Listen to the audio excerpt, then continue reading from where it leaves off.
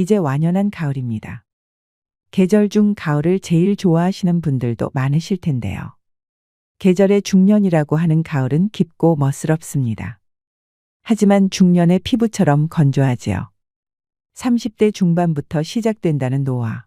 가을의 낭만처럼 중년의 숙성된 마음은 좋아하지만 신체적으로 일어나는 변화는 아쉽습니다. 여름 내 싱싱했던 잎사귀가 바싹하게 말라 색이 바래는 것처럼 인생의 중반에 들어서면 촉촉하던 피부는 메마르고 거칠어집니다.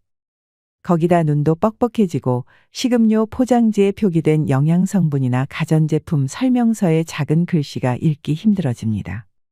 우리가 나이 들면서 느끼는 원인 모를 몸 안팎의 불쾌 증상과 노화 현상은 세포가 건조하기 때문이라고 하는데요. 고혈압과 노안, 피부 트러블, 우울증과 치매 같은 노화 증상과 질병들의 진짜 원인이 무엇이고, 세포의 수분 흡수력을 되찾아 노화를 늦추고 질병을 치유할 수 있는 방법들을 알려드리겠습니다.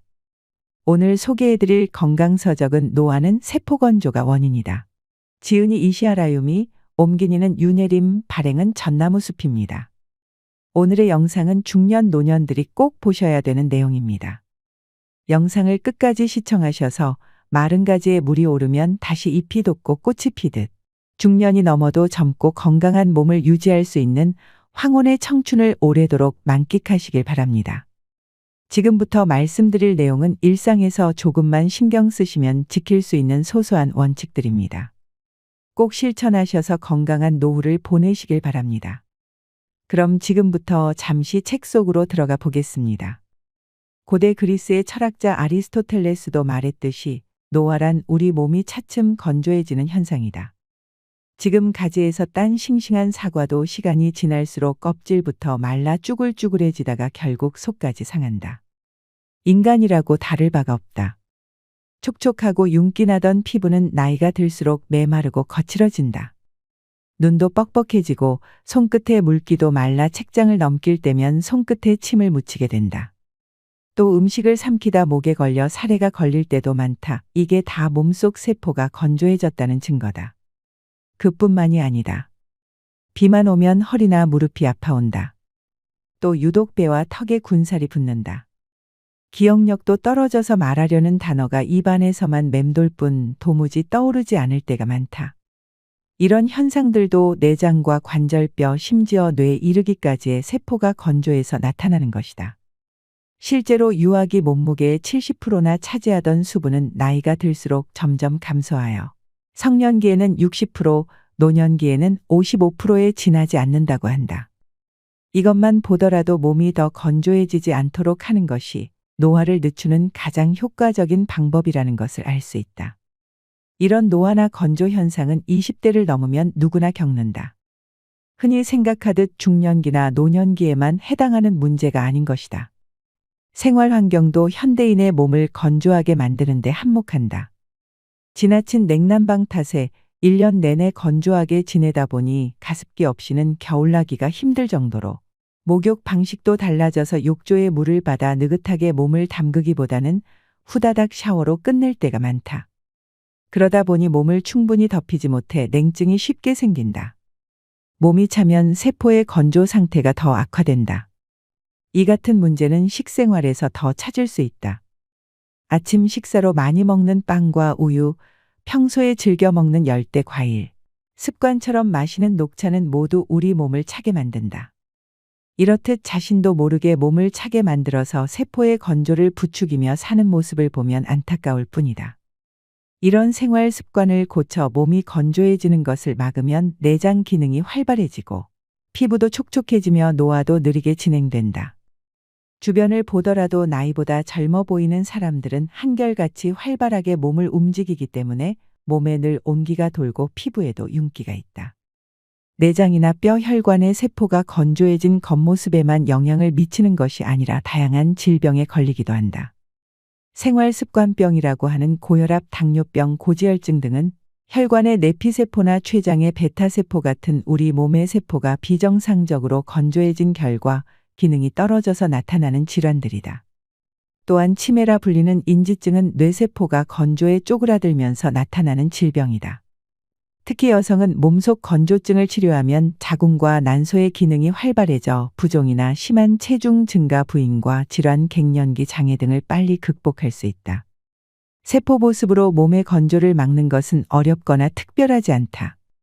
식사와 목욕을 비롯한 평소의 사소한 습관 몇 가지만 바꾸면 지금 내 몸에 일어난 질병과 불쾌한 증상을 완화하고 노화를 늦추어 젊고 건강한 몸과 뇌로 바꿀 수 있다. 당신이 겪고 있을 몸의 건조 증상들, 누구나 나이가 들면 몸이 건조해지는 것들, 피부가 당기고 거칠어져서 자꾸 신경이 쓰이고 손가락 끝도 말라 책장을 넘길 때면 나도 모르게 침을 묻히게 된다. 그런데 건조 증상이 피부와 같은 몸의 겉에만 나타나는 것이 아니다. 음식이 목으로 잘 넘어가지 않아서 사례가 들 때도 많다.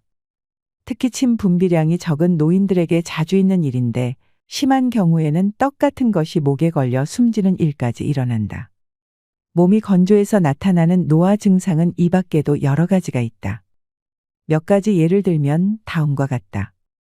요즘 들어 뭘 좀 먹기만 하면 소화가 잘 되지 않아 속이 더부룩하고 술 마신 다음 날에는 어김없이 숙취로 고생한다.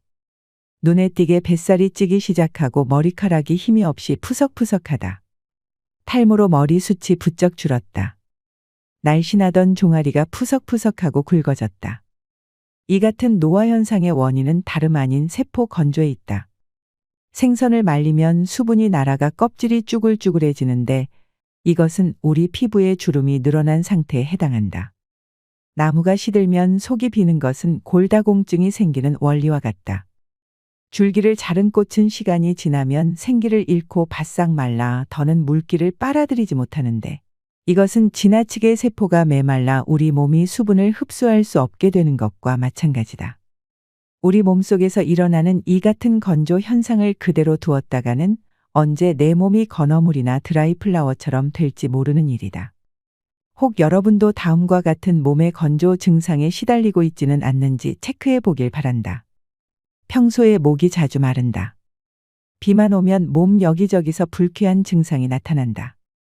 이유 없이 땀을 많이 흘린다. 유독 하체가 뚱뚱하다 등의 증상은 세포가 건조해 노화가 진행됐다는 증거다. 뇌 노화 역시 뇌세포의 건조는 위축이 원인이다. 뇌가 노화되지 않게 하기 위해 뇌세포의 건조를 막는 운동을 하는 것이 좋다. 특히 하체의 근육을 자주 사용하면 뇌로 가는 수분의 공급이 활발해지므로 인지증을 막는 데 도움이 된다. 허리나 무릎의 통증, 다리의 부종, 정력, 감퇴 같은 하체와 관련된 이상이 나타날 때는 특히 조심해야 한다. 신기능의 저하는 세포의 건조와 노화로 이어진다.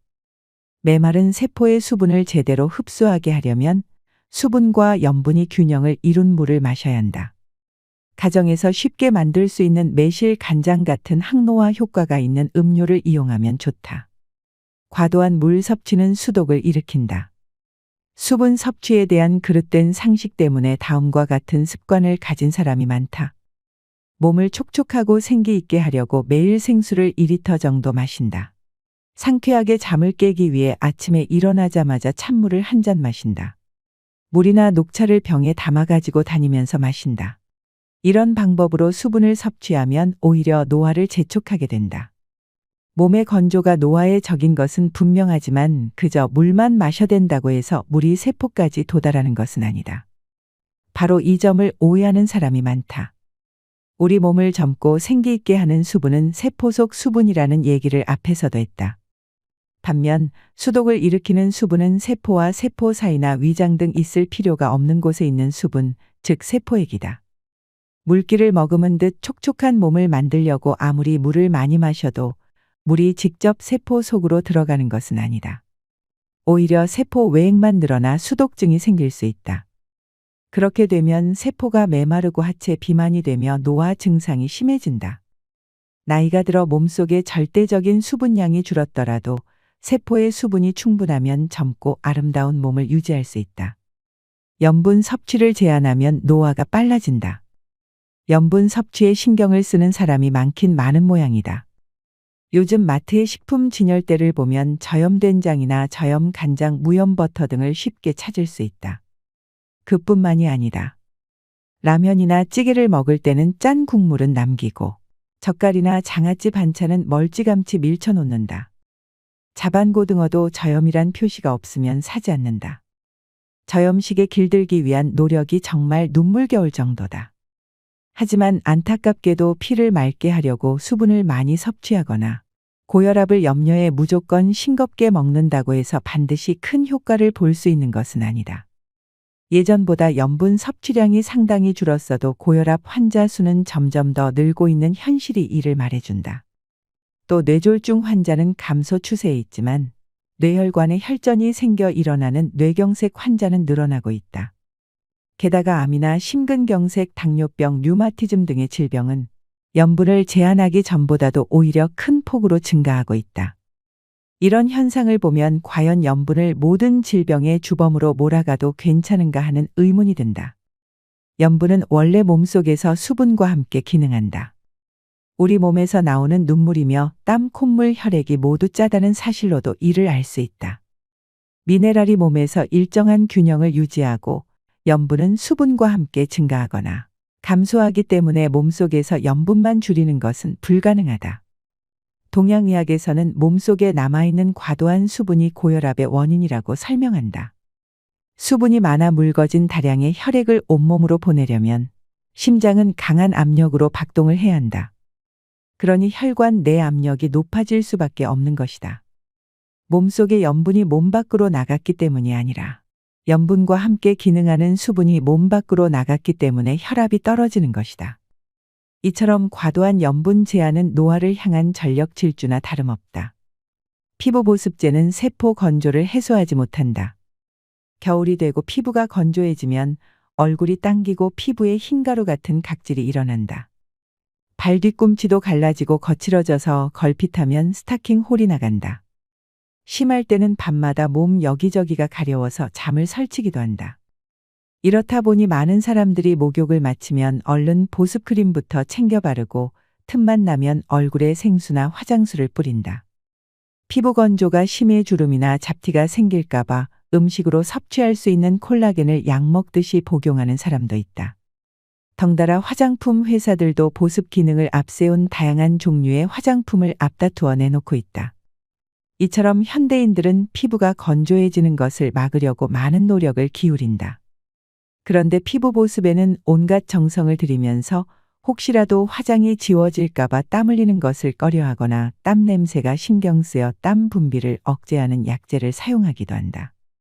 이런 모순 때문에 피부노화, 피부세포의 수분 보유력을 높여라.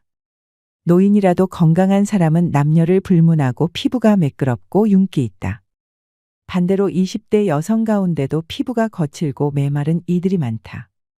그래서인지 보습에 좋다는 로션이며 크림 등을 2중, 3중 겹쳐 바르고 보기에도 부담스러운 두터운 화장으로 맨 얼굴을 감추는 사람들이 있다.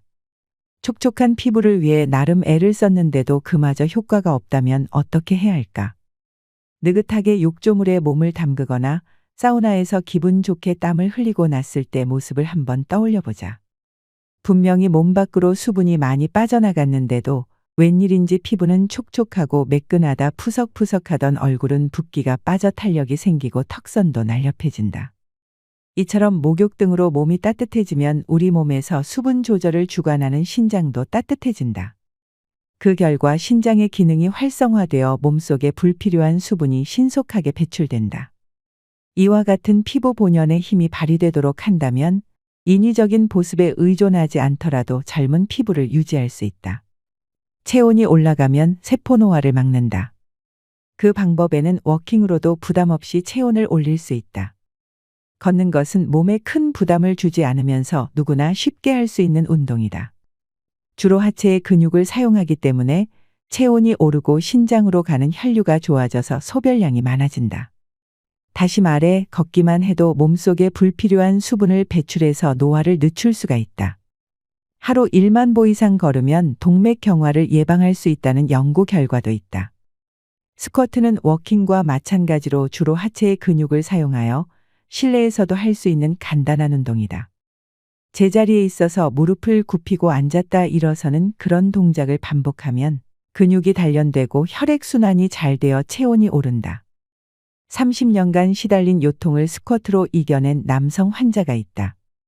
필자의 병원을 찾았을 때 그는 다리가 가는 체형의 진통주사도 듣지 않을 만큼 통증이 심했다. 그는 조심스럽게 스쿼트를 시작해 차츰 횟수를 늘려나갔다. 이렇게 1년간 꾸준히 계속했더니 하루에 150회 이상은 거뜬히 할 수 있게 되었고, 마침내 30년 동안 그를 괴롭혔던 허리 통증은 말끔히 사라졌다. 필자가 진찰한 당뇨병 환자들은 대개 상체에 비해 하체가 빈약한 편이었다. 하체가 빈약하면 그만큼 근육에서 소비되는 당분의 양도 감소하기 때문에 당분이 혈액에 그대로 남아 당뇨병이 되기가 쉽다.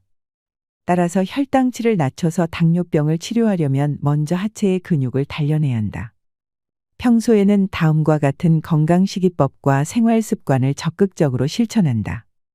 톱볶음이나 우엉 간장조림, 미역 된장국 등을 매일 먹는다. 양파의 글루코키닌 성분이 혈당 수치를 낮추고 미역의 풍부한 식이섬유가 혈당 상승을 억제한다. 간장은 몸을 따뜻하게 해서 당분의 연소를 덮는다. 상사 이론에 따르면 하체를 튼튼히 하는 데는 뿌리 채소가 좋은데 그 중에서 특히 마가 효과가 뛰어나다. 또한 평소에 1분에 70에서 80m 정도의 속도로 매일 20분 이상 걷는다. 온종일 컴퓨터 앞에 앉아 일하거나 장시간 운전을 했을 때 근육이 필요해서 오는 요통 또는 척추 변형으로 인한 요통, 변형성 무릎 관절증 같은 만성화된 통증을 가라앉히는 데는 몸을 덮이고 쇠약해진 근력을 단련하는 방법이 효과적이다. 심장과 소장은 우리 몸에서 암이 생기지 않는 부위이다. 비장에도 암이 잘 생기지 않는다. 심장은 혈액을 온몸으로 보내느라 쉴 새 없이 움직이기 때문에 많은 열을 발산한다. 비장은 혈액의 저장소로 혈관이 많아 암자색을 띠며 온도가 높다. 소장은 음식물의 영양분을 소화 흡수하기 위해 지속적으로 연동 운동을 함으로 역시 온도가 높다.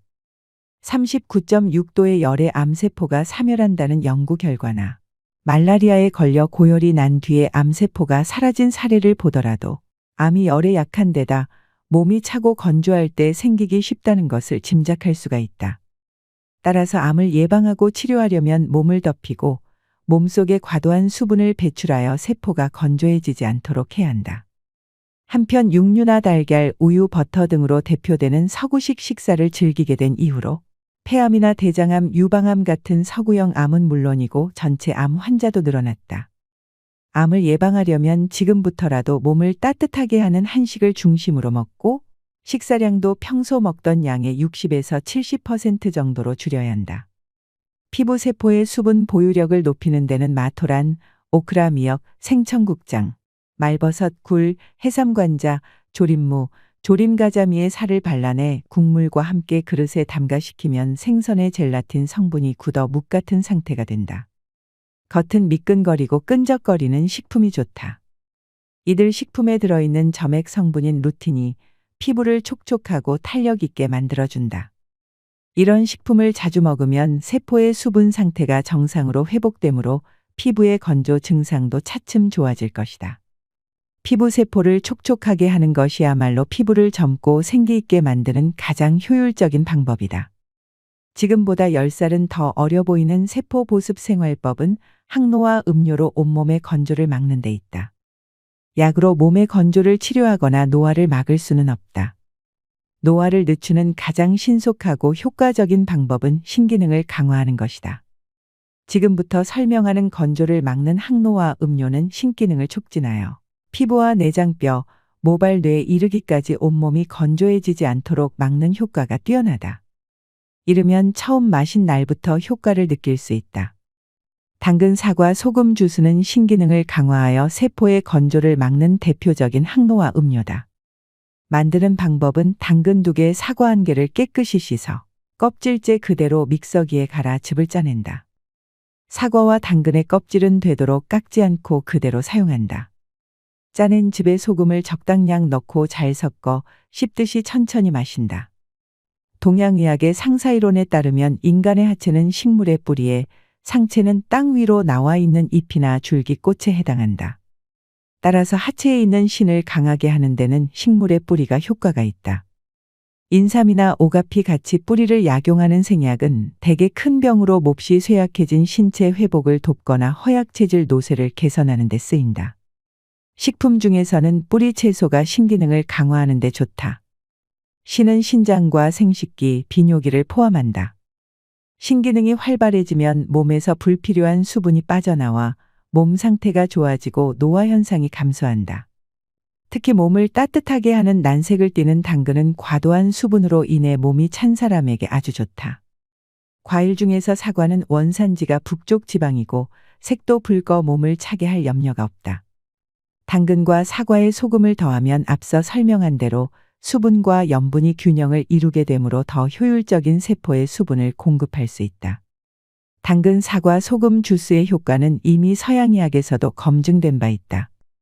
30여 년 전에 필자는 난치병 치료로 유명한 스위스 취리의 베너 병원에서 자연요법을 공부한 적이 있다.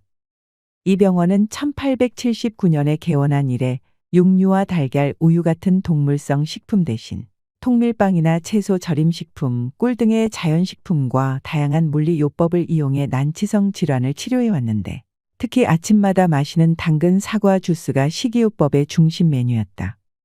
당시 원장으로 있던 블러시 박사는 당근 사과 주스에는 우리 몸에 필요한 비타민과 미네랄이 130여 가지나 들어있다고 설명했다. 당근은 채소 중에서 미네랄 함량이 으뜸이고 사과에도 비타민과 미네랄이 풍부하다. 게다가 당근을 사과와 함께 갈아 마시면 당근 특유의 향이 약해져 영양뿐만 아니라 맛도 한결 좋아진다. 병원에서 당근 사과 주스의 효과를 알게 된 필자는 지금까지 날마다 아침 식사 대신 마시고 있다. 맛도 좋지만 평소에 잤던 설사가 멈추고 바쁘게 일하면서도 늘 활기차고 피부도 건강한 걸 보면 당근 사과 주스의 효과를 톡톡히 보고 있는 셈이다. 당근 사과 주스는 미량의 영양소가 풍부하고 비타민과 미네랄이 균형을 이룬 음료지만 사람에 따라서는 마신 후에 속이 메스꺼리거나 몸이 차가워질 수도 있다. 필자는 임상 경험을 통해서 몸속에 불필요한 수분이 고여 세포가 건조할수록 그와 같은 반응이 많이 나타난다는 사실을 알게 되었다. 그래서 몸속에 생긴 무릉덩이가 당근 사과 주스의 흡수를 방해하지 못하도록 소금을 넣어 세포의 수분 흡수력을 높였다. 이런 원리에 따라 만들어진 것이 바로 당근 사과 소금 주스다. 동양의학과 서양의학 어느 쪽의 관점에서 보더라도 신기능을 강화하여 노화를 막는 효과가 뛰어난 음료다. 항노화 식사법으로 배설 능력을 높인다. 몸이 건조해지지 않게 해서 노화를 늦추려면 신으로 가는 혈류를 좋게 해서 배설 능력을 높여야 한다. 그러려면 당근 사과 소금 주스나 생강 홍차 같은 음료 외에도 항노화 작용을 하는 식품을 평소에 꾸준히 먹어야 한다. 동양의학에서 자주 쓰는 120가지 처방의 70에서 80%는 생강이 들어간다. 생강은 혈액순환과 이뇨작용을 촉진하며 몸을 따뜻하게 하고 배란 작용을 한다. 생강의 주된 효능은 다음과 같다. 몸을 덮여서 땀을 내고 혈액과 체액의 흐름을 좋게 한다. 소변이 잘 나오게 해서 몸속에 과도한 수분을 배출한다. 오늘의 영상 어떠셨나요? 55세의 김정임님은 이렇게 말합니다. 키 155cm에 63kg이었을 만큼 살이 쪘었고 계단도 오르내리지 못할 만큼 오른쪽 무릎이 많이 아팠어요. 그런데 세포 보습을 실천한 지 일주일 만에 몸이 가벼워지기 시작하더니 2달 만에 5kg이 줄고 반년이 더 지나자 처음보다 무려 10kg이나 줄었어요. 그리고 무릎 통증도 많이 나아졌죠. 이젠 날아다닐 것 같아요. 62세의 최성근 씨는 40 넘어서부터 몸무게가 10kg 가까이 불더니 혈압까지 올라서 170까지 올랐어요. 혈압약을 먹으면 일시적으로는 안정되지만 어쩌다 한 번이라도 걸으면 다시 혈압이 올랐죠. 그런데 어느 날 우연히 알게 된 세포 보습을 실천하면서 혈압이 안정되고 살이 빠지고 두뇌 회전도 빨라졌어요. 이젠 일 열심히 하면서 아주 가뿐하게 살고 있습니다. 나이가 중년을 넘기면 젊은이들의 모습과 내 모습을 비교하며 나의 나이듦을 한탄하는 것은 매우 무의미하고 쓸데없는 행동입니다. 나는 내 나이대에서 가장 아름답고 건강하게 그 모습을 유지하면 됩니다. 노화는 누구에게나 공평하게 다가오는 것이고 그 속에서 차이를 두고 싶다면 이왕 늙어가는 거 아름답게 늙어가기 위한 노력을 하면 됩니다. 모든 것은 내 마음먹기에 달린 것이지요.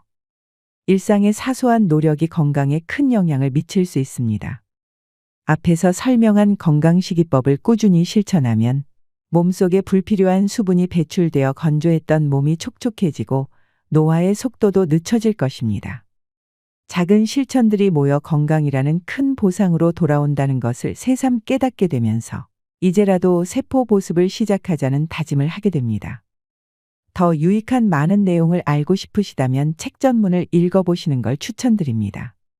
오늘의 영상이 구독자 여러분들에게 많은 도움이 되셨길 바랍니다. 오늘도 노후의 지혜와 함께 해주셔서 감사드립니다.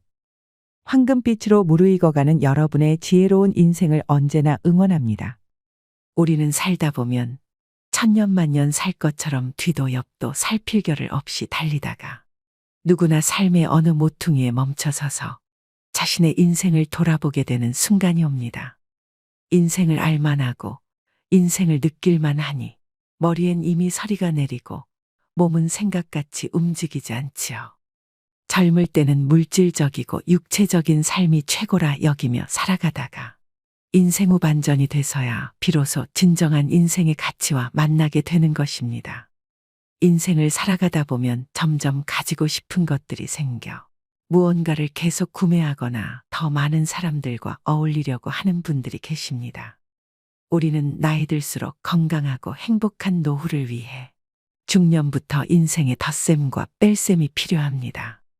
안 쓰는 물건이나 지나간 관계에 대한 집착 등은 빼고 비운 공간을 필요한 것들로 채워나갈 때 보다 풍요로운 노년을 보낼 수 있습니다. 이는 누구나 잘 알고 있는 교과서적인 내용이지만 일상에서 이런 것들을 마음에 간직하며 지켜나가는 것은 결코 쉬운 일은 아닙니다. 나이가 들고 지혜가 자랄수록 물질적인 삶은 멀리하고 정신적인 삶을 최고로 여기며 살아가야 합니다. 그렇다면 노후에 어떻게 하면 잘 빼고 잘 더할 수 있을까요? 오늘은 더 나은 내일을 꿈꾸는 이 땅의 많은 중년 노년들을 위해 나이가 들수록 무조건 버려야 할 4가지에 대해 말씀드리겠습니다. 구독자 여러분들은 더 늦기 전에 지금부터라도 노년의 비움을 실천하셔서 홀가분한 노후를 만들어 가시길 바랍니다. 나이가 들수록 버려야 할 첫 번째는 불필요한 물건을 버리는 것입니다. 주위를 둘러보면 자식들을 출가시키고 떠나보내고 난 뒤 집을 좁혀서 가는 분들이 많습니다. 식구가 적은데 집까지 넓으니 횡댕그렁해서 더 외롭게 느껴진다는 것입니다. 집을 줄이면 살림살이도 자연스럽게 비워지게 되죠. 대부분의 사람들은 집에 쓰지도 않는 물건을 오랫동안 보관해 놓는 일이 많습니다. 어느 날은 제대로 정리하겠다고 마음먹으면서 막상 정리를 시작하면 버리는 것도 말처럼 쉽지가 않은데요.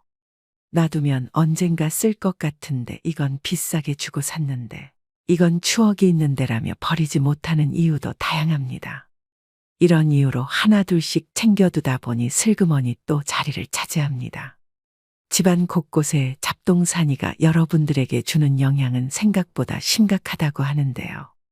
풍수지리 전문가는 각 물건에는 고유의 에너지와 기가 존재하고 있는데 이 에너지의 흐름이 순조로워야 집안이 활기를 띨 수 있다고 합니다. 즉 불필요한 물건은 즉시 버리고 비워내야 비로소 그 자리에 자신이 진정 원하는 새로운 일들이 찾아올 수 있다는 것이죠. 내 몸의 노화를 촉진하는 물건 5가지가 있습니다. 첫 번째는 밑창과 굽이 다른 낡은 신발입니다. 낡은 신발은 관절과 척추를 늙게 만들고 오래된 운동화는 족저근막의 압력을 높여 통증을 유발하기 때문에 집에 낡은 신발이 있다면 당장 버리셔야 합니다. 두 번째는 오래된 플라스틱 용기입니다. 오래된 플라스틱에는 환경 호르몬과 세균도 많고 음식물을 오염시키기 때문에 과감하게 버리셔야 됩니다. 세 번째는 오래된 칫솔입니다. 벌어진 칫솔모는 잇몸을 손상시켜 구강노화를 촉진한다고 하는데요. 3개월마다 교체해 주는 것이 좋습니다. 네 번째는 오래된 기름입니다. 오래되어 산패된 기름은 일단 몸속에 들어가면 배출이 안 되고 혈전을 만들어 혈관을 좁혀 여러 가지 질병을 유발하므로 오래된 기름은 절대 드시면 안 됩니다. 마지막으로 5번째는 오래된 이어폰입니다. 볼륨 키운 이어폰은 청력 노화를 촉진시키고 소음성 난청의 원인이 된다고 하는데요. 이어폰을 낄 때는 최대 볼륨의 50% 아래로 듣고 오래된 이어폰은 버리셔야 합니다. 빨리 늙지 않고 좀 더 건강하게 지내기 위해서라도 집안에 있는 오래된 물건은 과감하게 버리셔야 됩니다. 모든 것이 부족하던 시대에는 많은 것을 소유하는 게 미덕이었으나 요즘처럼 넘쳐나는 시대의 무절제한 풍족함은 오히려 짐이 되고 욕심이 됩니다. 물질적인 것을 아무리 많이 가져도 정신적으로는 점점 허기를 느낀다는 사람들이 많기 때문이죠. 철저하게 비우는 무소유의 삶을 실천하고 가신 법정 스님은 행복의 비결은 우선 자기 자신으로부터 불필요한 것을 제거하는 일에 있다고 말씀하셨습니다. 버리고 비우는 일은 결코 소극적인 삶이 아니라 지혜로운 삶의 선택입니다. 비우기가 익숙해진다면 필요 없는 물건들을 아무 생각 없이 사모으던 습성도 사라질 것입니다. 그리고 노후에는 소유보다는 이런저런 경험에 더 많은 시간을 들이셔야 됩니다. 물질적으로 더할 나위 없이 풍요롭지만 정신적 공허함은 그 어느 세대보다도 깊은 중년 노년들에게 물건 버리기는 간결하고 자유로운 삶을 위해 반드시 실천해야 할 생존 전략입니다. 더불어 나이가 들수록 더 단촐하게 더 가볍고 명료하게 살기 위해서는 늘 자신의 것을 비우고 살아야 하는지도 모릅니다. 나이가 들수록 버려야 할 2번째는 앉아있는 시간을 줄이셔야 됩니다. 여러분은 하루에 얼마나 오랜 시간 앉아서 생활하시나요? 나이가 들수록 덜 앉고 더 많이 움직이셔야 되는 것은 모두가 알고 계실 텐데요. 60세가 넘어 하루 10시간 넘게 앉아 있으면 치매에 걸릴 확률이 높아진다고 합니다. 치매가 아니더라도 장시간 앉아 있는 사람은 하루 종일 몸을 움직이는 사람보다 당뇨병이나 심장마비 위험이 높고 하체 비만 등이 발병하는 위험이 증가한다는 연구가 있는데요. 자식들이 출가하고 나가게 되면 억지로라도 움직였던 몸은 그냥 앉아서 TV를 보는 시간의 하루 일과 중 대부분을 차지할 것입니다. 하루에 1시간만 앉아있는 시간을 줄여도 각종 심혈관 질환과 대사증후군 발병 위험이 줄어든다고 합니다. 장시간 앉아있는 것이 건강에 미치는 악영향을 줄이기 위해 일상에서 30분마다 5분간 가벼운 걷기를 하셔야 됩니다. 한 연구에 따르면 1,500명의 노인 가운데 가장 오래 앉아 있었던 사람들은 더 자주 움직였던 노인들보다 평균적으로 8년 더 빨리 늙는 것으로 나타났다고 하는데요. 나이가 들어가며 신체 활동이 게을러지면 근육이 급격하게 줄어들고 기력이 떨어지면서 더욱 움직이기 싫은 마음이 생겨날 수 있습니다. 나이가 들수록 움직이면 살고 누우면 죽는다는 말을 떠올리셔야 됩니다. 편하게 쉬려는 마음에서 벗어나 일상에서 많이 움직이는 습관을 길들이셔야 합니다. 매일 규칙적으로 많이 걷는 것도 건강 유지를 위한 좋은 습관 중 하나입니다. 만일 걷지 못하신다면 앉아서 하는 운동 또한 매우 도움이 될 수 있습니다. 앉아서도 가벼운 스트레칭을 자주 해주신다면 몸의 움직임을 늘리는 데 효과가 있습니다. 나이가 들면 운동을 해도 근력이 늘지 않는다는 잘못된 생각 때문에 고령자들은 운동을 시도조차 하지 않는 경우가 많습니다. 집에서 쉽게 할 수 있는 운동을 매일 10분만 꾸준히 해도 1년이 지나면 현재 근력의 20%까지 늘릴 수 있다고 하는데요. 그렇게 되면 노년 건강 유지의 최대 복병인 낙상 사고가 줄고 사회 참여 활동은 늘어나고 노년의 허약도 예방됩니다. 얼마 전에 옆집 60대 어머님은 길을 걸어가시다 갑자기 넘어지셔서 팔이 꺾이는 사고를 당하셨습니다. 다리에 근력이 부족해서 중심을 못 잡고 넘어지셨는데요. 오랫동안 치료받느라 고생하시는 걸 옆에서 본 적이 있습니다. 미리 근력 운동을 조금씩이라도 실천해서 예상치 못한 사고에 대비를 하셔야 됩니다. 습관이 인생이라는 말이 있습니다. 우리가 갑자기 운동량을 늘리는 것은 쉽지 않은 일입니다. 대신 앉아있는 시간이라도 줄이는 게 노후 건강을 위해 아주 좋은 방법이 되는 것입니다. 하루를 아름답고 행복한 삶으로 만들기 위해서는 자신이 어떤 태도와 습관을 가지고 살아가고 있는지 돌아보는 시간을 가져볼 필요가 있습니다. 앞으로 어떤 습관을 길들여 어떤 태도로 지낼 것인가 하는 계획을 세우고 실천하는 것이 바로 자신의 가치 있는 노후를 위한 중요한 지혜이기 때문입니다. 나이가 들수록 버려야 할 세 번째는 불필요한 인간관계를 정리하는 것입니다. 노후 행복의 결정적 요인은 부도 명예도 학벌도 아닌 관계라고 하는데요. 우리는 퇴직과 함께 직장 등 공적 관계망은 대부분 눈 녹듯 사라져버리고 학창시절 동창 등 친밀한 관계 위주로 재편됩니다. 하지만 오래 알고 지낸 사람들이라고 모두 원만한 관계를 유지하는 것은 아니죠. 특히 말끝마다 불평불만을 쏟아낸다거나 걸핏하면 화를 내는 등 만났을 때 기분 좋은 에너지보다 불편함을 주는 사람은 알고 지낸 세월에 관계없이 자연스레 꺼려지게 마련입니다. 따라서 노후에는 어떤 사람을 자주 만나고 싶은지 또는 만나고 싶지 않은지 생각해 보면서 자신 역시 만나고 싶은 사람이 될 수 있도록 노력하며 관계를 형성해 나가야 합니다. 노후가 되면 마음이 외롭고 인생이 허무하다고 느낄 때가 많습니다. 이때 달려와 고민을 함께 나눌 친구가 한두 명만 있어도 성공한 인생이라 할 수 있죠. 나이 들어서 주변 사람들과의 관계에서 벌어지는 크고 작은 갈등은 노년의 삶의 질을 낮추고 외로움을 증폭시킵니다. 맞지 않는 사람과의 인연의 끈을 놓지 못하고 만남을 유지하면서 스트레스를 받는 사람들을 주변에서 흔히 볼 수 있습니다. 특히 살아온 세월 속에 쌓인 갈등이 폭발하면서 관계가 망가질 때도 많습니다.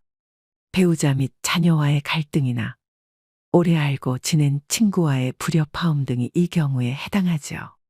불필요한 인간관계는 늙음을 의식하기 시작하는 50대부터 하나씩 내려놓으면 편해진다고 합니다. 자녀들이 부모 품을 떠나 독립하고 나면 우리는 지켜야 하는 것들이 점점 적어집니다. 그러면 자연스럽게 이제껏 무리해서 만나야만 했던 사람들도 줄어들게 됩니다. 물은 나이를 먹으면 체력도 기력도 젊었을 때와 같지 않게 되니 굳이 의미 없는 인간관계에 힘쓸 여유가 없어집니다. 그러니 참아가며 사람을 만나는 일은 피곤하기만 하죠. 나이 들어서 체력이 떨어지는 만큼 인간관계에도 에너지 절약이 필요합니다. 여기서 가족만큼은 예외라고 말씀하시는 분들도 계실 것 같은데요. 결국은 가족도 같습니다. 그저 너무 가까이 가지 않는 것이 요령이죠. 관계에서 오는 스트레스를 줄이고 싶다면 사람보다는 고독과 친해지셔야 합니다. 악기 배우기나 그림 그리기, 운동 등 취미 활동을 하면서 혼자만의 뜻깊은 하루하루를 보낸다면 내적 자존감도 덩달아 상승하게 됩니다. 이처럼 혼자서 시간을 잘 보낼 수 있게 된다면 내 인생에서 진정으로 필요한 인간관계 또한 분명해질 거라고 생각합니다. 나이가 들어갈수록 그냥 아는 사람 100명보다 나를 잘 알아주는 사람 1명이 더 귀합니다. 그대로의 나를 받아들이는 소수의 사람과 편안하게 만나면서 평온한 노후를 보내셔야 됩니다. 은퇴 후 인간관계라는 한 연구에 따르면 배우자와 함께하는 시간을 줄이고 싶다고 대답한 은퇴자가 늘리고 싶다고 한 은퇴자보다 6배나 많았다고 하는데요. 이 같은 문제들을 비추어 볼 때 은퇴 후에도 원만한 대인관계를 유지하려면 삐걱대는 관계를 정비하는 것도 중요합니다. 가족 또는 가까운 지인 간 어긋난 부분을 개선하고 줄어든 인맥을 새롭게 채워나가야 사람 냄새 풍기는 노후 생활을 즐길 수 있습니다. 행복하고 건강한 노년을 만드는 것은 사람들과의 질적인 관계에 달려 있습니다. 놀라운 것은 나에게 이로운 관계가 행복뿐 아니라 노후의 신체적 건강까지 영향을 준다는 사실이죠. 누군가는 이렇게 말합니다. 인생은 나를 알아주는 한두 사람 붙잡고 사는 거라고 하더군요. 나이 들어서도 너무 관계에 연연하다 보면 자신에게 소홀해지곤 합니다. 그럴 때일수록 잠시 멈춰서 자기 자신을 챙겨보시면 좋겠습니다. 마지막으로 나이가 들수록 버려야 할 네 번째는 식사량을 줄이는 것입니다. 아무리 몸에 좋은 것도 지나치면 병이 됩니다. 먹을 것이 부족했던 과거와 달리 요즘은 먹을거리가 넘쳐나 영양 과잉 섭취로 인한 고혈압, 당뇨 그리고 높은 콜레스테롤 등의 만성질환 환자가 빠르게 늘어나고 있다고 하는데요. 특히 중년 이후엔 여러 호르몬 분비와 기초대사량이 감소하기 때문에 운동하지 않고 과식이나 폭식을 반복적으로 하게 되면 내장 지방이 쌓여 복무비만이 됩니다. 나이가 들어서 몸에 좋다고 무턱대고 먹다 보면 오히려 영양 과잉 상태를 초래해서 질병으로 발전할 수 있다는 사실을 아시나요? 실제로 소식하는 습관은 노화를 늦추고 노화와 관련된 질병 위험이 낮아집니다. 소식을 하면 뇌 세포의 활동이 활발해질 뿐 아니라 체중이 5%만 줄어도 허리와 무릎에서 느끼는 부담과 통증도 사라지고 목과 어깨도 가벼워집니다. 또한 몸에서 독소가 빠져나와 혈액순환도 좋아지죠. 살이 빠지면서 얼굴 라인도 살아나고 고민했던 뱃살도 쑥 들어가서 몸매가 청춘 시절로 되돌아갈 수 있습니다. 인류 역사 내내 배불리 먹는 것이 인류의 수건이었지만 이제는 영양과잉 상태에서 벗어나야 합니다. 그래야 사는 동안 몸을 가볍고 건강하게 살 수 있습니다. 우리는 나이 들수록 첫 번째 목적으로 지켜야 할 것은 무조건 건강입니다. 그러니 급격하게 빼려고 하지 말고 식습관과 생활 습관을 바로 잡는 것이 중요합니다. 그렇게 되면 살은 자연스레 슬슬 빠지게 될 것입니다. 나이가 들수록 과식보다는 적당한 배고픔을 즐기셔야 됩니다. 중년 이후에는 부족한 것을 더 먹는 것도 중요하지만 건강을 위협하는 나이살이 찌지 않도록 먹는 것을 줄여야 하는데요. 소식 습관을 유지하는 데 도움이 되는 방법 3가지를 알려드리겠습니다. 첫 번째는 식사 시간을 적어도 20분 이상으로 유지하시고 음식도 많이 오래 씹으셔야 합니다. 두 번째는 수분 섭취가 중요합니다. 물이 부족할 경우 갈증을 배고픔으로 착각하여 과식하게 될 수도 있습니다. 세 번째는 그릇과 수저의 크기를 줄이는 것입니다. 처음부터 밥을 반 덜어놓고 먹고 작은 그릇을 이용하여 음식을 담습니다. 이처럼 나이가 들수록 먹는 것을 줄이는 것은 건강의 첫걸음입니다.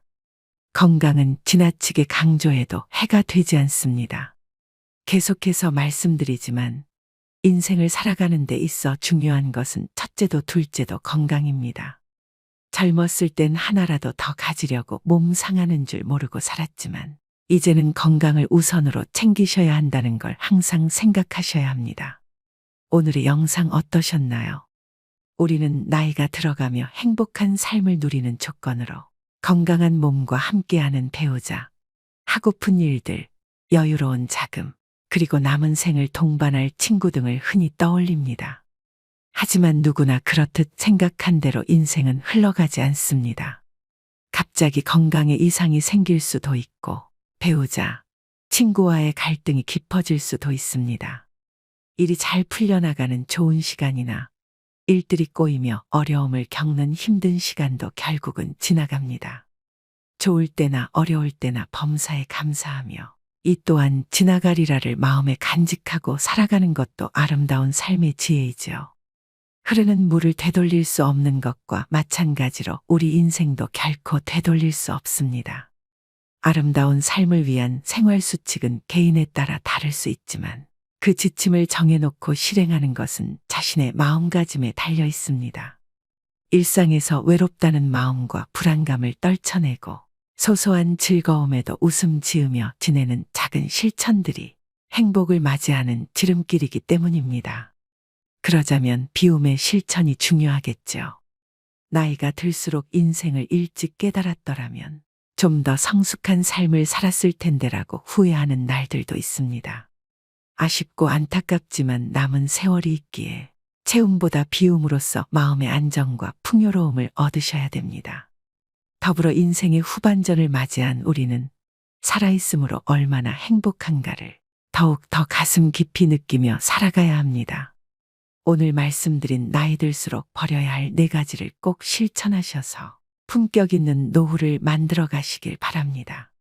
술자리 모임에 가보면 덕담과 함께 건배사를 자주 듣게 되는데 옛 직장 상사가 했던 건배사가 아직도 잊히지 않습니다. 많이 채우면서 살았는데 이제는 비우면서 삽시다. 비우는 게 채우는 겁니다.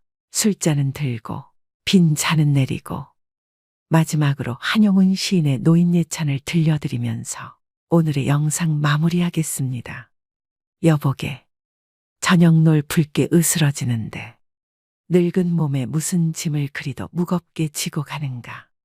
인생길은 다시는 되돌아올 수 없는 일방통행로. 가다가 컬컬하면 허름한 주막에 들러 막걸리로 목도 축이고 얼큰해지면 주모와 한바탕 농도 걸어보고 까짓것 그럴싸한 존재의 이유도 없이 이 풍진 세상에 태어난 것을 요만큼 살다가 가는 것도 다행 아닌가. 빈손으로 왔다가 빈손으로 가는 인생. 따져보면 그리 믿질 것도 없지 않은가. 오늘도 노후의 지혜와 함께 해주셔서 감사드립니다. 황금빛으로 무르익어가는 여러분의 지혜로운 인생을 언제나 응원합니다.